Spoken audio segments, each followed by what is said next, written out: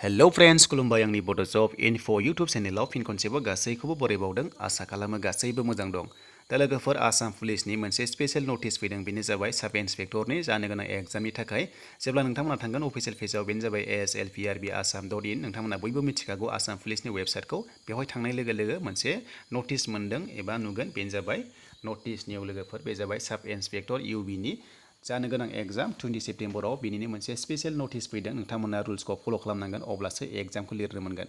दा जों थांसै गोबाव खालामालासिनो अफिशियेल नटिसखौ नायनोसै बेवहाय मा लिरदों नोंथांमोननि गेजेराव गासैखौबो दिन्थिलांगोन। भिडिअखौ जोबजासिम नायलांदो मोजां मोनोबा लाइक कमेन्ट शेयार खालामदो आरो लोगोसे चेनेलाव गोदानै फैदोंब्ला नोंथांमोना चेनेलखौ साबस्क्राइब खालामना लादो। दा फैबाय आं लोगोफोर अफिशियेल नटिफिकेसनाव आङो डाउनलड खालामखाबायमोन।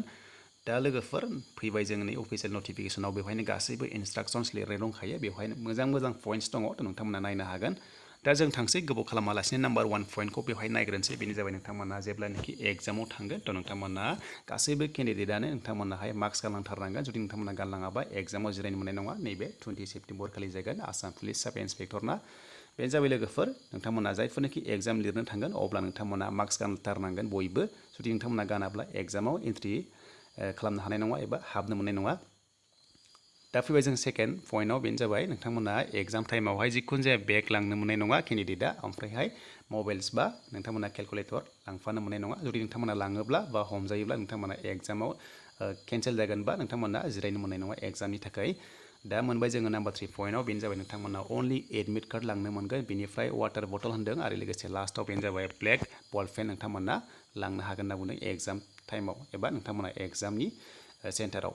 दा जाबाय लोगोफोर बेनो पइन्ट्सआ मोनथाम पइन्ट्स फैदों आरो लोगोसे लास्टआव मोनसे होनबावदों लोगोफोर बे जाबाय लोगोफोर सोरबाफोर जुदि एग्जामनि थाखाय माने फे बियोब्ला बा मानि बियोब्ला नोंथांमोना पे खालामना होनना बुंदों नोंथांमोनाहाय माने फैसा बियोब्ला दाहो आरो जुदि सोरबाफोर माने नोंथांमोनावहाय फैसा बियोब्ला नोंथांमोना कमप्लेन होबानो जाबाय कमप्लेनखौ नोंथांमोना होनो हागोन बेनि बे इमेलबो खालामनो हागोन होदों बेनो जाबाय लोगोफोर ASLPRB-assam@gmail.com नोंथांमोना बेवहाय मेल खालामनो हागोन होनना बुंदों जुदि सोरबाफोर माने नोंथांमोनखौ माने फर्स खालामोबा। थ' लोगोफोर बेनोसै आपडेटआ आसाम पुलिसनि आरो लोगोसे लोगोफोर दायो आसाम पुलिसनि आन्दारावनो एप्लाइ जागासिनो दङ जुदि नोंथांमोना एप्लाइ खालामोबा खालामनो हासिगोन बेनो जाबाय एक्साइज डिपार्टमेन्टनि थ' नोंथांमोना नैबे अफिसियेल इन्टारफेसआव थांब्लानो गासैखौबो मोनजोबगोन नैबे जाबाय लोगोफोर एक्साइज डिपार्टमेन्टनि बेवहाय जुनियर एसिस्टेन्ट दङ नोंथांमोना एप्लाइ खालामनो हागोन आरो लोगोसे ड्राइभारबो दङ नोंथांमोना जेब्लानोखि अफिसियेल पेजाव थांगोन नैबेबायदि क्लिक हेयार टु एप्लाइआव थांनानै अनलाइन एप्लाइखौ खालामनो हागोन बेबो फनावनो एप्लाइखौ खालामनो हागोन आरो लोगोफोर जुदि बिनि एप्लाइ खालामनायनि भिडिअ नांगौब्ला नोंथांमोनाहाय कमेन्ट बक्सआव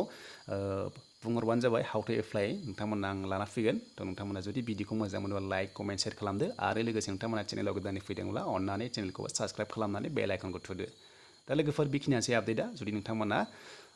एग्जाम लिरगोनबा रुल्सखौ फल' खालामबानो जाबाय।